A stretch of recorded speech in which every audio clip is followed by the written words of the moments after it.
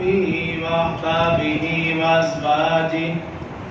وأزواجه وذرياته وأهل بيته أجمعين وسلم تسليما كثيرا أما بعد فأعوذ بالله من الشيطان الرجيم بسم الله الرحمن الرحيم إنما المؤمنون الذين إذا ذكر الله وجلت قلوبهم وإذا تليت عليهم آياته زادتهم إيمانا وعلى ربهم يتوكلون الذين يقيمون الصلاة ومما رزقناهم ينفقون أولئك هم المؤمنون حقا لهم درجات عند ربهم ومغفرة ورزق كريم قال الله تبارك وتعالى في مقام آخر إن الله يحب المتوكلين قال الله تبارك وتعالى في مقام آخر ألا إن أولياء الله لا خوف عليهم ولا هم يحزنون صدق الله العظيم وصدق رسوله النبي الكريم ونحن على ذلك لمن الشاهدين والشاكرين والحمد لله رب العالمين. تمام احباب ایک مرتبہ مل کر بآواز بلند نماز والا درود شریف پڑھ لیں. اللهم صل على محمد وعلى آل محمد كما صليت على إبراهيم وعلى آل إبراهيم إنك حميد مجيد. اللهم بارك على محمد وعلى آل محمد كما باركت على إبراهيم وعلى آل إبراهيم إنك حميد مجيد. رب اشرح لي صدري ويسر لي أمري واحلل عقدة من لساني يفقهوا قولي. رب زدني علما رب زدني علما رب زدني علما. میرے انتہائی واجب الاحترام برادران اسلام، دوستوں، بزرگوں، بھائیوں، اسلامی مہینوں کے اعتبار سے یہ سفر المظفر کا مہینہ ہے، اور اس مہینے کے آغاز میں عرض کیا تھا کہ زمانہ جاہلیت میں لوگوں کے عقائد و نظریات اس مہینے کے حوالے سے اچھے نہیں تھے. وہ اس مہینے کو برا اور منحوس سمجھتے، مصیبتوں کا نزول، آفات و بلیات کا نزول، یہ تصور تھا. لیکن اب بھی کچھ لوگ ایسے ہیں جو اس مہینے کے متعلق غلط عقائد و نظریات رکھتے ہیں. اور یاد رکھیں، اس مہینے کے متعلق وہ لوگ غلط عقائد و نظریات رکھتے ہیں جن کو اللہ کی ذات پر کامل یقین اور بھروسہ نہیں. جس کو اللہ کی ذات پر کامل یقین اور بھروسہ ہو اسے متوکل کہتے ہیں. اور اس عمل کو توکل، گزشتہ جمعہ اس کے حوالے سے گفتگو کا آغاز کیا تھا. آج اسی موضوع کو لے کر چند گزارشات عرض کروں گا. محترم سامعین، قرآن پاک کی جو آیات آپ کے سامنے تلاوت کی ہیں، سپارہ نمبر 9 سورہ انفال آیت نمبر 2، اللہ نے ایمان والوں کی صفات بیان فرمائی، 5 صفات اور پھر 3 انعام. 5 صفات ایمان والوں کی بیان فرمائی. پہلی صفت فرمایا انما المؤمنون الذین، بے شک ایمان والے وہ ہیں اذا ذکر اللہ وجلت قلوبہم، جب اللہ کا ذکر کیا جاتا ہے تو ان کے دل ڈر جاتے ہیں. اور دوسری صفت بیان فرمائی وَإِذَا تُلِيَتْ عَلَيْهِمْ آيَاتُهُ زَادَتْهُمْ إِيمَانًا، اور جب ایمان والوں کے سامنے قرآنی آیات پڑھ کر سنائی جاتی ہے تو ان کا ایمان بڑھ جاتا ہے. تیسری صفت بیان فرمائی وَعَلَىٰ رَبِّهِمْ يَتَوَكَّلُونَ، ایمان والے وہ ہیں جو اپنے رب پر کامل یقین اور بھروسہ رکھتے ہیں۔ چوتھی صفت بیان فرمائی الذین یقیمون الصلاۃ، وہ نماز قائم کرتے ہیں۔ اور پانچویں صفت وَمِمَّا رَزَقْنَاهُمْ يُنْفِقُونَ، اللہ فرما رہے جو ہم نے انہیں رزق دیا وہ نیک کاموں میں خرچ کرتے ہیں۔ یہ 5 صفات ایمان والوں کی اللہ نے سپارہ نمبر 9 سورہ انفال آیت نمبر 2 میں بیان فرمائی، اور آیت نمبر 3 میں اللہ نے ایسے ایمان والوں کے لیے 3 انعامات کا تذکرہ کیا۔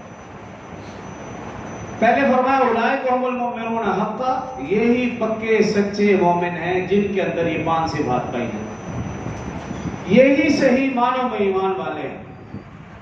جن کے اندر یہ 5 صفات نہیں پائی جا رہی وہ پکے ایمان والے نہیں ہیں، ان کا ایمان کمزور ہے۔ اولئک هم المؤمنون حقا، فرمایا یہ 5 صفات والے پکے سچے مومن۔ اور ایسے لوگوں کے لیے 3 انعامات۔ پہلا انعام فرمایا لہم درجات عند ربہم، ان کے لیے ان کے رب کے ہاں بلند درجے ہیں۔ ومغفرۃ، دوسرا انعام فرمایا اور بخشش ہے۔ تیسرا انعام فرمایا ورزق کریم، اور عزت کی روزی ہے۔ یہ 3 انعامات ہیں ایسے لوگوں کے لیے جن کے اندر یہ 5 صفات پائی جائیں۔ تو اللہ تعالیٰ ہمارے اندر بھی یہ 5 صفات پیدا کرنے کی توفیق عطا فرمائے۔ آمین۔ تو ان 5 صفات میں سے ایک صفت ہے وَعَلَىٰ رَبِّهِمْ يَتَوَكَّلُونَ، توکل کرنا، اللہ کی ذات پر قابل یقین اور بھروسہ۔ حضرت ابن عباس رضی اللہ عنہما اس کی تعریف فرماتے ہیں توکل یہ ہے کہ اللہ کے غیر سے کوئی امید نہ رکھی جائے، ساری امیدوں کا مرکز اور محور صرف ایک اللہ کی ذات، جس کو ہمارے تبلیغی بھائی کہتے ہیں اللہ کی ذات سے سب کچھ ہونے کا یقین اور اللہ کے غیر سے کچھ نہ ہونے کا یقین، یہ ہمارے دلوں میں پختہ ہو جائے، یہ توکل۔ حضرت سعید بن جبیر رضی اللہ تعالی عنہ توکل کے متعلق فرماتے ہیں توکل پورے کے پورے ایمان کا مجموعہ ہے، پوری کی پوری ایمانیات کا مجموعہ ہے۔ ایمانیات آمنت باللہ وملائکتہ وکتبہ ورسلہ والیوم الآخر والقدر خیرہ وشرہ من اللہ تعالی والبعث بعد الموت، یہ جو 7 ایمانیات ہیں ان سب کا مجموعہ صرف ایک چیز اور وہ ہے توکل۔ حضرت شیخ الحدیث زکریا نور اللہ مرقدہ اپنی کتاب مشہور کتاب فضائل اعمال ان کے اندر لکھتے ہیں کہ اگر ایک آیت قرآن میں توکل کے متعلق ہوتی تو یہ ایمان والوں کے لیے کافی، لیکن فرماتے ہیں اللہ رب العزت نے توکل کے متعلق قرآن پاک میں جا بجا ذکر فرمایا، کثرت سے ذکر فرمایا، اتنی کثرت سے توکل کے متعلق ذکر فرمایا، اللہ کی ذات پر کامل یقین اور بھروسے کے حوالے سے اتنی کثرت سے ذکر فرمایا۔ حضرت شیخ الحدیث زکریا رحمہ اللہ فرماتے ہیں کسی اور احکام کے متعلق اتنا تفصیل کے ساتھ اور اتنا کثرت کے ساتھ اللہ نے ذکر نہیں فرمایا۔ اور حضرت شیخ الحدیث زکریا رحمہ اللہ لکھتے ہیں توکل یہ توحید کا ثمرہ ہے، توحید کا ثمرہ ہے توکل۔ توحید اسلام کی بنیاد ہے، ایمان کی جڑ ہے، اور فرماتے ہیں کہ جو شخص توحید میں پختہ ہوگا اس کے اعمال درست ہوں گے۔ اور ایک جگہ لکھتے ہیں کہ جس کے اعمال فرماتے ہیں اعمال اسی کے درست ہوں گے جس کا جو توحید میں پکا توکل میں پکا۔ اگر توحید میں کمزور، تمام اعمال کمزور، تمام عقائد کمزور، اس کا کوئی عمل اللہ کو قبول نہیں، اس کا کوئی عقیدہ قبول نہیں۔ کیوں؟ توحید میں کمزوری ہے، توکل میں کمزوری ہے۔ اور حضرت شیخ الحدیث زکریا رحمہ اللہ لکھتے ہیں اللہ رب العزت نے سب سے بڑا انعام متوکلین کے لیے رکھا ہے، اور اللہ نے قرآن میں اس کا ذکر فرمایا ان اللہ یحب المتوکلین۔ سب سے بڑا انعام یہ ہے، اللہ فرمانے میں توکل کرنے والوں کو محبوب رکھتا ہوں، میں متوکلین کو پسند کرتا ہوں۔ اس سے بڑا انعام کائنات میں اور ہے ہی کہ اللہ اسے محبت فرمائے۔ تو توکل، اللہ کی ذات پر کامل یقین اور بھروسہ، یہ سارے اعمال کا مجموعہ، پورے کے پورے ایمان کا مجموعہ۔ رسول اللہ صلی اللہ علیہ وسلم نے ارشاد فرمایا اگر تم اللہ کی ذات پر ایسے کامل یقین اور بھروسہ رکھو جیسا کہ اس پر یقین رکھنے کا حق ہے، تو اللہ تمہیں ایسے رزق عطا فرمائیں گے جیسا کہ پرندوں کو اللہ رزق عطا فرماتے ہیں کہ آپ دیکھو کہ وہ صبح سویرے خالی پیٹ نکلتے اور شام کو سیر ہو کر آتے ہیں۔ فرمایا اللہ تمہیں ایسا رزق دے گا۔ اور قرآن پاک سورہ طلاق کے اندر اللہ نے فرمایا وَمَن يَتَوَکَّلْ عَلَى اللَّهِ فَهُوَ حَسْبُهُ، جو اللہ کی ذات پر کامل یقین اور بھروسہ کرتا ہے اللہ اسے کافی ہو جاتا ہے، پھر اسے کسی اور کی ضرورت نہیں۔ اور گزشتہ جمعے میں نے تھوڑا سا اشارہ کیا تھا، توکل کا یہ مطلب ہرگز نہیں کہ انسان صرف اللہ کی ذات پر یقین رکھے اور کرے کچھ نہ، یہ توکل نہیں، یہ بے وقوفی۔ اس لیے آپ دیکھتے ہیں کہ تمام انبیاء کرام، صحابہ کرام، اہل بیت اعظام، اولیاء کرام طلب معاش، کسب حلال کے لیے توجہ کرتے رہے۔ کسی بھی پیغمبر، صحابی، اہل بیت اور اللہ کے متعلق یہ آپ نہیں کہہ سکتے کہ وہ بیٹھا رہا اور اللہ نے اسے رزق دے دیا، ایسا نہیں۔ یہ اللہ کے نظام اور قدرت کے خلاف ہے، ایسا نہیں ہو سکتا۔ تمام انبیاء کرام، صحابہ کرام، اہل بیت اعظام، اولیاء کرام نے محنتیں کی ہیں، طلب معاش کیا، کسب حلال کیا، رزق حلال کے لیے توجہ کی ہے، کوشش کی ہے، پھر اللہ نے انہیں رزق دیا۔ ہاں فرق یہ ہے کہ ان حضرات نے رزق حلال بھی کمایا، کسب حلال، طلب معاش بھی، اس کے ساتھ ساتھ دین کے اوپر بھی محنت کی ہے، دنیا بھی کمائی، دین بھی کمایا۔ لیکن میں اور آپ اپنا حال دیکھیں، ہمارے پاس اگر دین ہے تو دنیا نہیں، دنیا ہے تو دین نہیں، ایک چیز ہے۔ دونوں چیزوں والا کام ذرا مشکل ہے، ناپید ہے، کہیں کہیں۔ فرق یہ ہے کہ صحابہ اکرام رضوان اللہ علیہم اجمعین کچھ ایسے تھے جو تاجر تھے، کچھ ایسے جو مزدور تھے، کوئی کاروبار کرتے تھے مختلف، لیکن جو بھی کرتے تھے ان کی عادت مبارکہ یہ تھی اگر کوئی شخص آ کر صحابہ اکرام کے متعلق پوچھتا، کوئی ملنے آیا، دروازہ کھٹکھٹایا اور پوچھا بھئی فلاں صاحب کدھر ہے؟ اگر وہ بتاتے کہ جی بازار میں گئے ہیں، پوچھتے بھی کب آئیں گے، کہیں گے بازار میں گئے ہیں، بس آنے والے۔ اور اگر پوچھتے بھی کہاں گئے، آواز آتی بھی مسجد میں گئے، پوچھتے بھی کب آئیں گے، کہیں گے مسجد میں گئے ہیں، پتہ کوئی نہیں کب آئیں گے۔ یہ صحابہ اکرام کی حالت تھی اور عادت تھی، اور ہم اپنے گربان میں دیکھیں معاملہ اس کے برعکس ہے۔ اگر کوئی آگے پوچھے جی قاری صاحب کدھر ہے، کہیں گے جی بازار کے، کب آئیں گے پتہ ہی کوئی نہیں، بازار گئے تو پھر کوئی پتہ نہیں کب آنا۔ لیکن اگر بتایا جائے مسجد گئے ہیں، پوچھا جائے کب آئے، بس آنے والے، پتہ ہے مسجد میں تو ٹک نہیں۔ ہماری یہ حالت ہے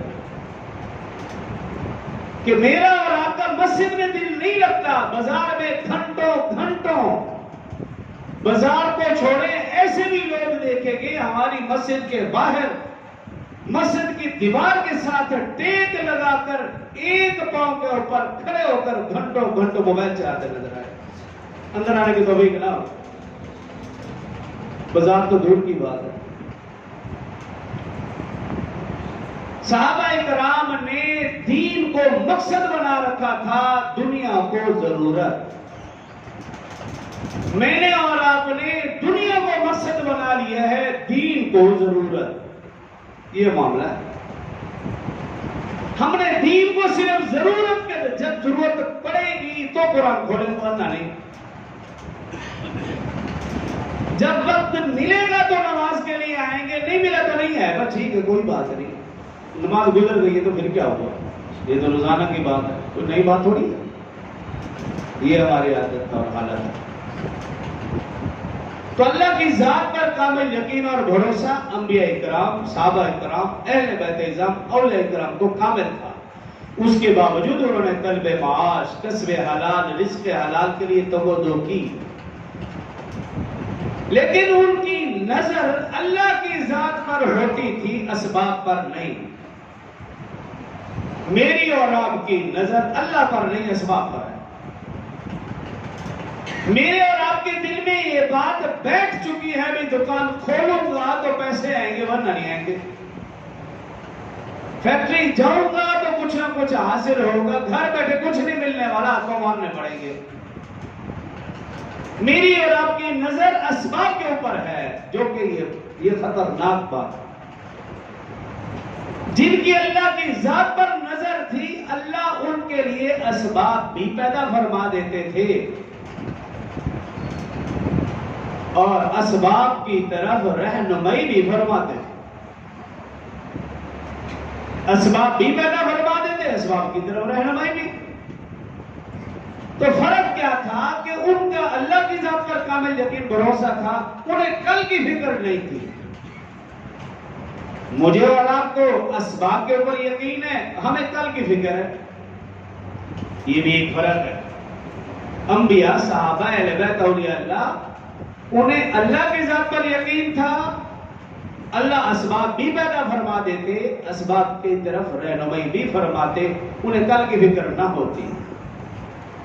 میری اور آپ کی نظر اسباب پر ہے، تو جس کا نقصان کیا ہے کہ میری اور آپ ہمیں کل کی فکر لگی ہوئی ہے. کل کا کیا بنے گا؟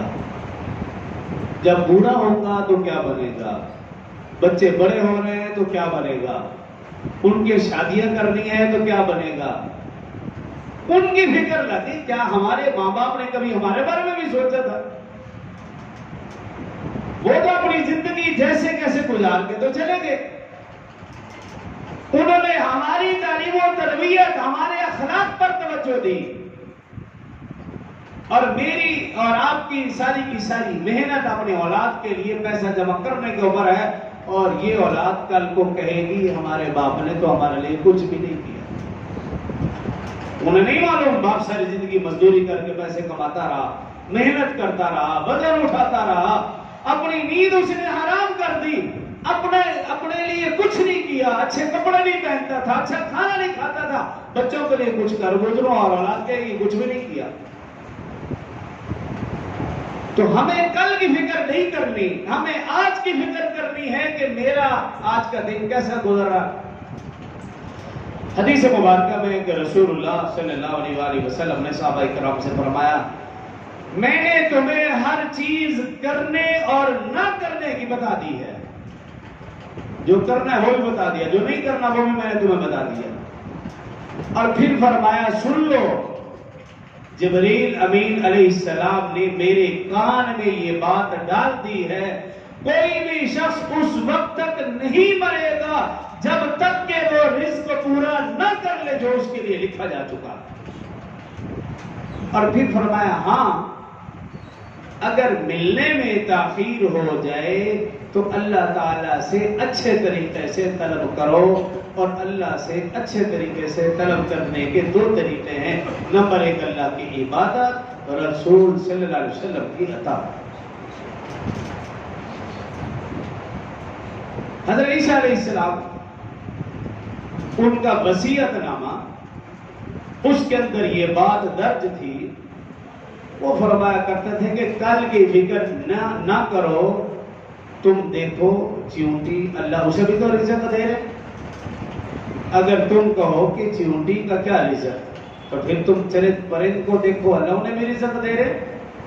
اگر تم کہو کہ چرند پرند کا کیا رزق، تو پھر بڑی بھاری جسامت والے جانوروں کو دیکھو جن کی روزانہ ٹنوں منوں کے حساب سے خوراک ہے. جو گھاس کھاتے ہیں اللہ انہیں روزانہ گھاس کھلاتا ہے، جو خون پیتے ہیں اللہ انہیں روزانہ تازہ خون پلاتا ہے، جو گوشت کھاتے ہیں اللہ انہیں روزانہ تازہ گوشت کھلاتا ہے، تم تو اشرف المخلوقات ہو، اللہ تمہیں کیسے بلائے گا؟ میری اور آپ کی فکر رزق کمانے میں، اور پریشانی بھی یہی ہے کہ رزق پورا نہیں ہو رہا.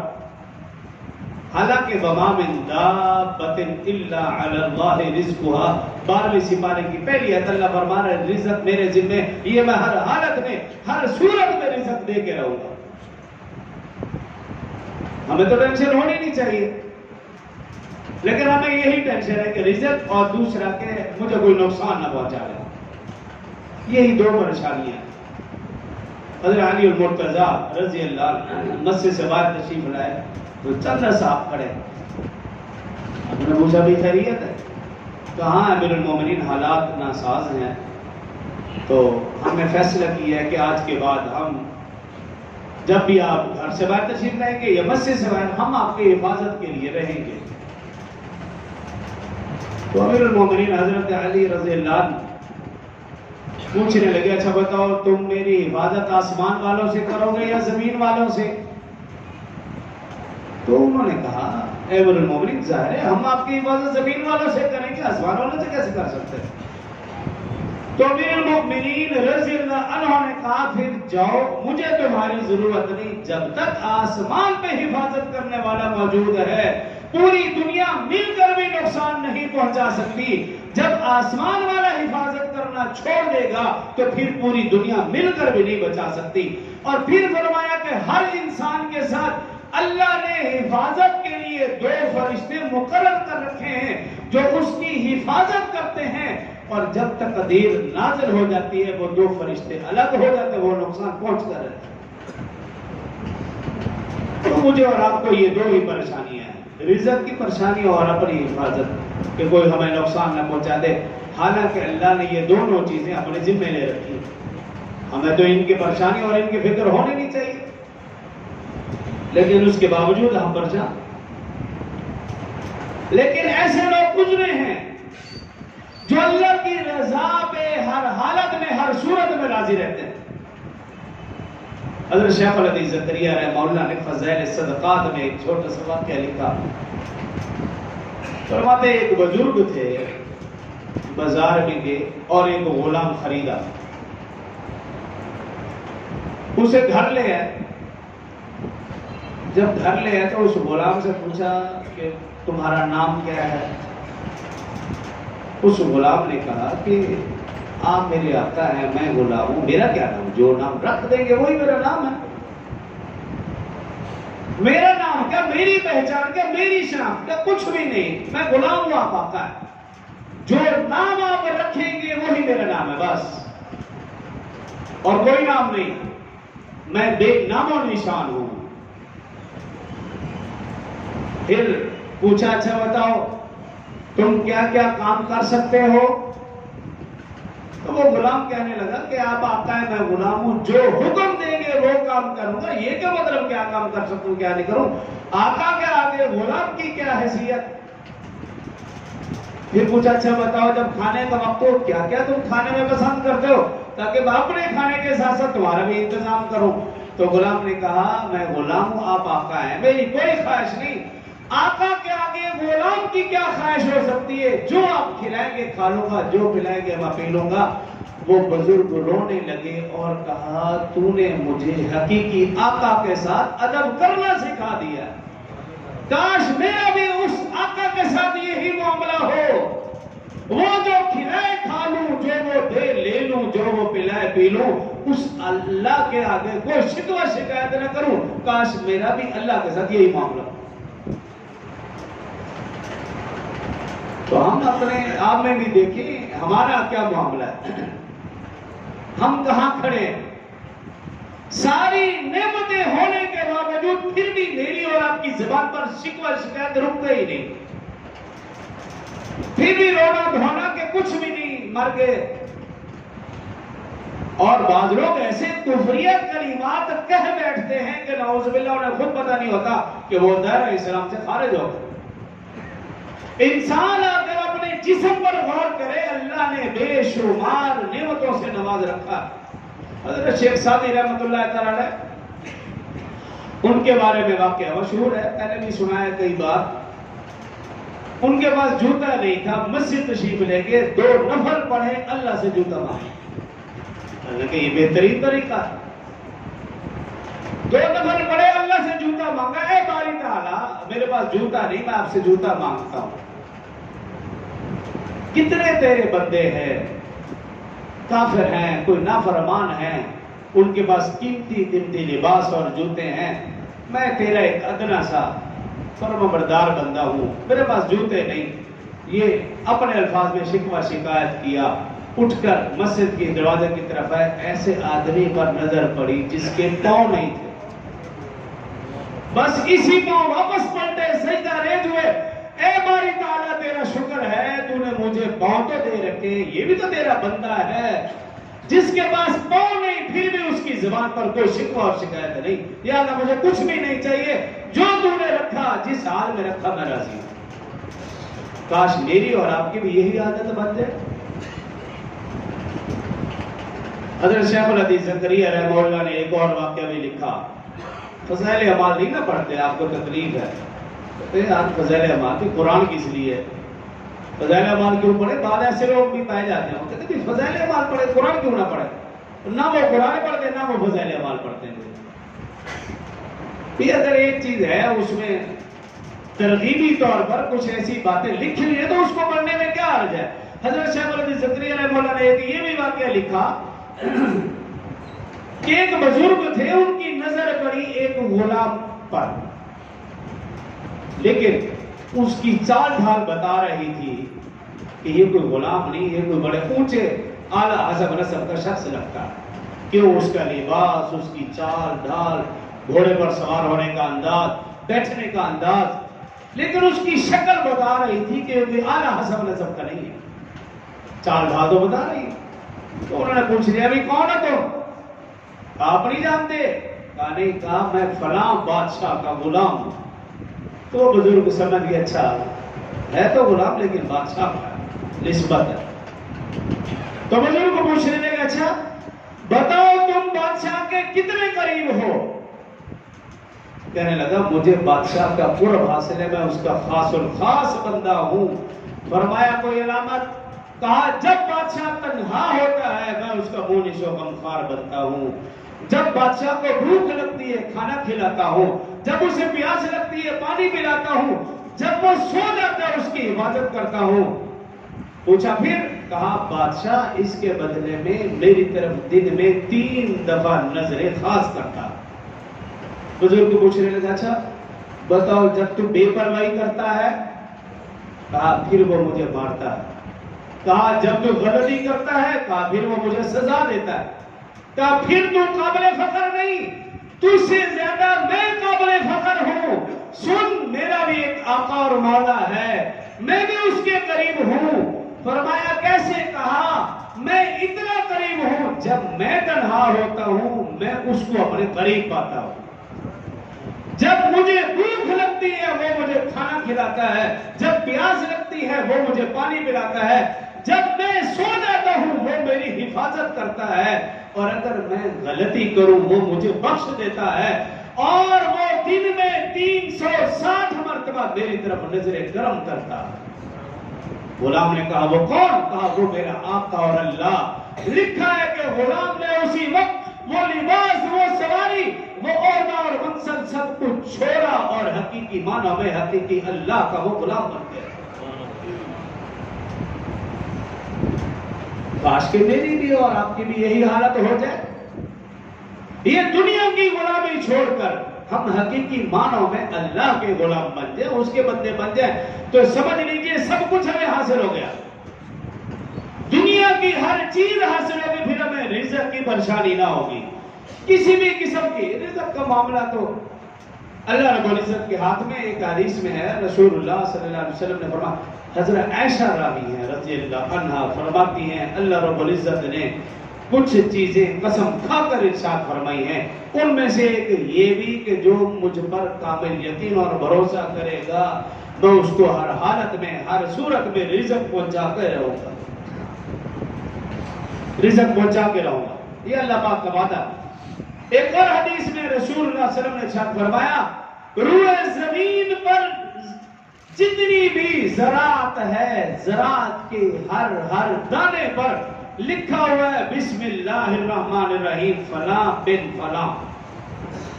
تفسیر قرطبی کے اندر بھی یہ روایت موجود ہے۔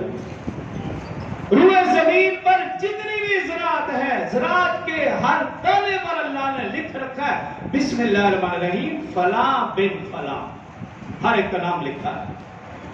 تو پھر ہمیں رزق کی پریشانی؟ اور حدیث مبارکہ میں ابن مسعود رضی اللہ عنہ کہ روزانہ ملک الموت فرشتہ روزانہ جب سورج نکلتا ہے اعلان کرتا ہے، روزانہ اعلان کرتا ہے کہ اے انسان آج کا دن تیری زندگی میں پھر کبھی نہیں آئے گا، تو جتنے نیک اعمال کر سکتا ہے، جتنی نیکیاں لکھوا سکتا ہے لکھوا لے، یہ دن پھر کبھی نہیں آئے گا۔ اور پھر حدیث میں دو فرشتے اور ان میں سے ایک فرشتہ یہ اعلان کرتا ہے، اے اللہ اللہم اعطی منفقا طلبا، اے اللہ آج کے دن میں جو شخص تیری راہ میں مال خرچ کرے تو اسے بہتر بدلہ عطا فرما۔ دوسرا فرشتہ یہ اعلان کرتا ہے، اللہم اعطی ممسکا طلبا، اے اللہ آج کے دن میں جو شخص اپنا مال روک کر رکھ دے تو اس کے مال کو تباہ و برباد کرو۔ ملک الموت کا اعلان اپنی جگہ، ان دو فرشتوں کا اعلان اپنی جگہ، یہ پوری حدیث مبارکہ۔ اس حدیث کی روشنی میں بھی ہم دیکھیں ہم روزانہ کتنے نیک اعمال کر رہے ہیں، اللہ کی راہ میں کتنا مال خرچ کر رہے ہیں۔ ابن مسعود کی ایک اور روایت حضرت عائشہ رضی اللہ عنہا راوی ہیں، رسول اللہ صلی اللہ علیہ وسلم نے ارشاد فرمایا، اگر تمہیں کوئی بھوک فقر و فاقہ کی نوبت آ جائے تو تم بندوں کے آگے اپنا ہاتھ مت پھیلاؤ، اللہ کے آگے سوال کرو۔ حدیث مبارکہ میں جو شخص اللہ سے سوال کرے گا اپنے اس فقر و فاقہ کو لوگوں سے چھپائے گا، اللہ چھپانے کی وجہ سے 1 سال کے لیے اس کو رزق حلال عطا فرمائیں گے، کہ اس نے لوگوں کے آگے اپنی حاجت نہیں رکھی، اللہ سے اس نے سوال کیا ہے۔ ایک اور روایت میں فرمایا جو لوگوں کے سامنے اپنا فقر و فاقہ رکھے گا اللہ اس پر ہمیشہ کے لیے غربت کا، فقر و فاقہ کا، فقیری کا دروازہ کھول دیں گے۔ اس لیے آپ دیکھتے ہیں کہ جو ایک دفعہ کسی کے آگے ہاتھ پھیلا لیتا ہے اپنی ذات کے لیے، مسجد کے لیے نہیں، مسجد کے لیے تو رسول اللہ صلی اللہ علیہ وسلم نے بھی چندہ مانگا ہے، جہاد کے لیے تو رسول اللہ صلی اللہ علیہ وسلم نے بھی چندہ مانگا ہے، تعلیم کے لیے مدرسوں کے لیے، اپنی ذات کی بات ہو رہی۔ فرمایا جو اپنی ذات کے لیے ایک دفعہ ہاتھ پھیلائے گا، لیکن ہم نے اس دفعہ کوئی چندہ نہیں کرنا، پریشان نہ ہو، بے فکر ہو جائے، انشاءاللہ اللہ کبھی موقع نہ دے، اللہ نے ضرورت پوری کر دی ہے۔ جن حضرات نے تعاون کیا ان کا دل و جان سے شکریہ، اور انسان کیا شکریہ ادا کرے، اللہ انہیں شان شان دنیا میں بھی نوازے، آخرت میں بھی نوازے۔ اپنے لیے تو آمین کہہ دو۔ تو جو شخص اپنی ذات کے لیے فقر و فاقہ کا دروازہ کھولتا ہے حدیث میں کہ وہ ہمیشہ فقیر، اس لیے آپ دیکھتے ہیں کہ ایسے لوگ ہمیشہ مانگتے ہی رہتے ہیں، فقر و فاقہ کا دروازہ پھر کھل جاتا ہے ان کے لیے۔ اگر ایک ضرورت، اس کی تفسیر میں لکھا محدثین نے، اس کی تشریح میں لکھا، اگر مانگنے سے ایک ضرورت پوری ہو جائے گی تو اور ضرورت سامنے آ جائے گی، وہ ضرورت پوری ہوگی تو اور ضرورت سامنے آ جائے گی۔ اور لکھا اگر انسان اللہ کے سامنے اپنا ہاتھ پھیلائے گا اللہ اس ضرورت کو بھی پورا فرما دیں گے، اور اگر اور ضرورت پیش آئے گی اللہ ان ضرورتوں کو بھی خزانہ خیر سے پورا فرما دیں گے، اللہ اس کو بندوں کا محتاج نہیں کریں گے۔ حضرت سلیمان علیہ السلام ان کے حوالے سے ایک واقعہ نزہۃ البساطین ایک کتاب ہے، اس کے اندر درج ہے کہ حضرت سلیمان علیہ السلام سمندر کے قریب سے گزر رہے تھے، ایک چیونٹی پر نظر پڑی، ان کے منہ میں سبز پتی، اور کیا دیکھتے ہیں کہ ایک مینڈک پانی میں اوپر آیا، وہ چیونٹی اس مینڈک پر سوار ہوئی، مینڈک نے غوطہ لگایا اور کچھ دیر کے بعد واپس چیونٹی نیچے اتری۔ سلیمان علیہ السلام چونکہ وہ چرند پرند ہر چیز کی بولی جانتے تھے، سمجھتے تھے، گفتگو کرتے، قرآن کے 19ویں پارے میں سورۃ النمل ہے، نمل کا مطلب چیونٹی، پورے واقعات درج ہے، کہ بھی آپ اس کی تفسیر پڑھیں، واقعات پڑھیں تو انشاءاللہ اس کا مزہ آئے گا۔ تو چیونٹی کو بلایا اور پوچھا کہ کیا ماجرا ہے؟ چیونٹی نے کہا یا نبی اللہ، یہ فرشتہ ہے، اس نے مینڈک کی صورت اختیار کی، میں اس کی پیٹھ پر سوار ہوئی، سمندر میں گئے، ایک بھاری پتھر ہے، وہ پتھر کھلتا ہے، اس کے اندر ایک کیڑا ہے، اس کیڑے کے منہ میں وہ سبز پتی دینے کی اللہ نے روزانہ دن میں 2 دفعہ میری اور اس فرشتے کی ڈیوٹی لگا رکھی ہے، روزانہ ہم اسے رزق پہنچاتے ہیں، اور اس سے اگلی بات سننے کے قابل ہے۔ اس چیونٹی نے عرض کی یا نبی اللہ،